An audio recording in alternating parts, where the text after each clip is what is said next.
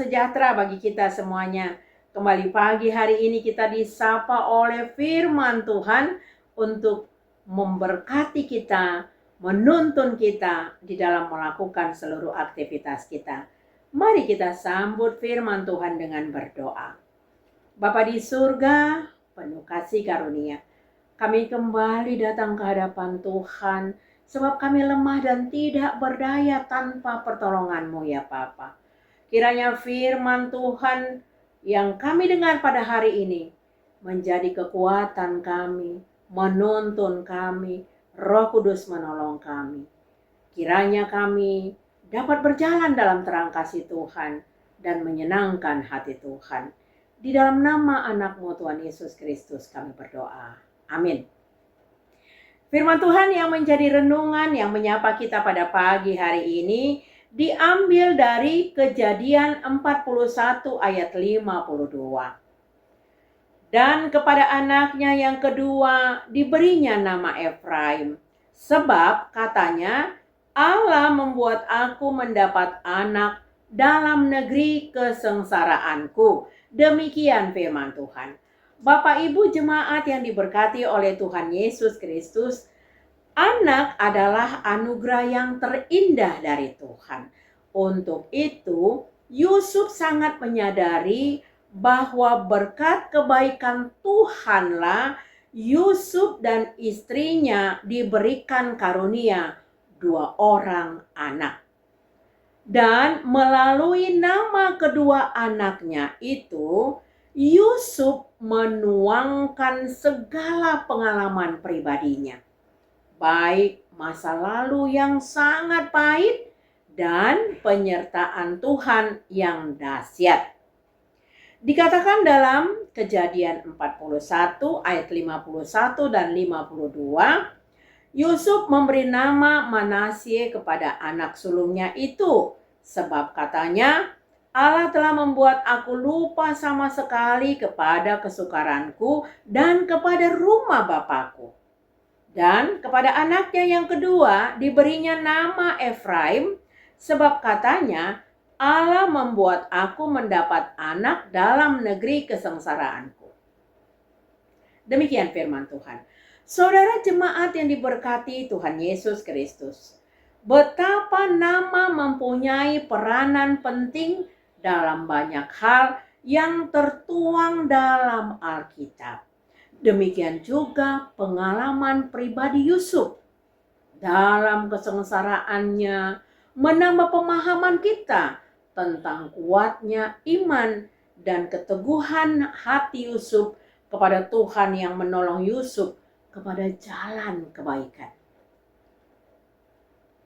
Yusuf adalah contoh dari orang yang diberkati Tuhan, karena ia memilih untuk melupakan apa yang pernah dideritanya. Yusuf dijual ke dalam perbudakan oleh saudara-saudaranya sendiri, dan dia memilih untuk mengampuni. Dan Yusuf dijebloskan ke dalam penjara karena tuduhan palsu Potifar. Yusuf memilih untuk mengampuni. Kalau seandainya pada masa itu Yusuf mengandalkan pikirannya sendiri, bisa saja Yusuf mengalami stres, depresi, sakit hati, kecewa, tawar hati pada masa kesengsaraannya. Tetapi Yusuf tidak membiarkan hatinya terisi dengan kemarahan dan kepahitan.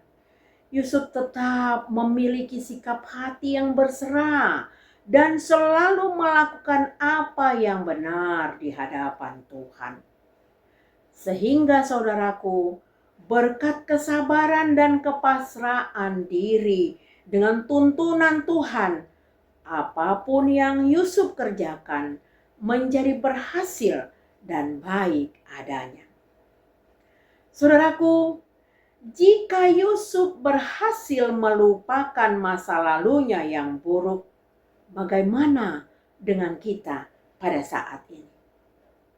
Saudaraku, jika saat ini saudara mengalami banyak sekali penderitaan, Jika saat ini saudara dikecewakan dan dihianati oleh orang-orang, jika saat ini saudara kehilangan iman percaya karena lemah dan hilang kekuatan, mari kita belajar dari kisah Yusuf.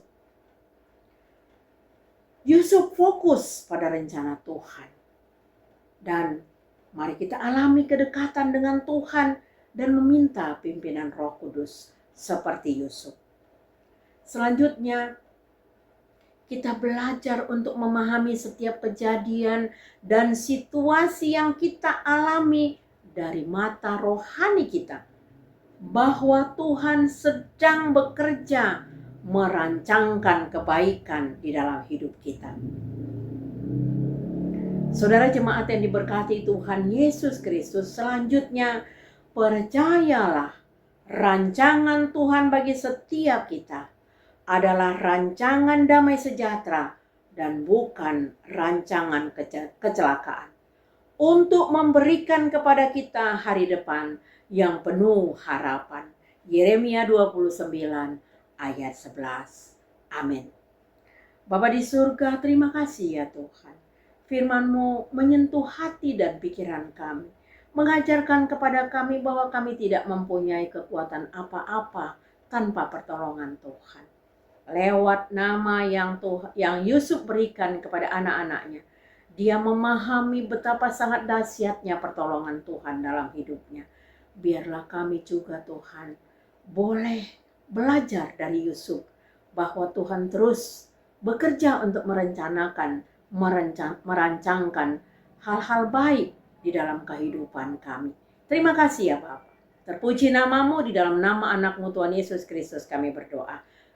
Kasih dan damai dari Tuhan Yesus Kristus, kasih dari Tuhan Allah Bapa, dan persekutuan dari Roh Kudus kiranya memberkati kita sekalian. Amin. Selamat beraktivitas, Tuhan Yesus memberkati.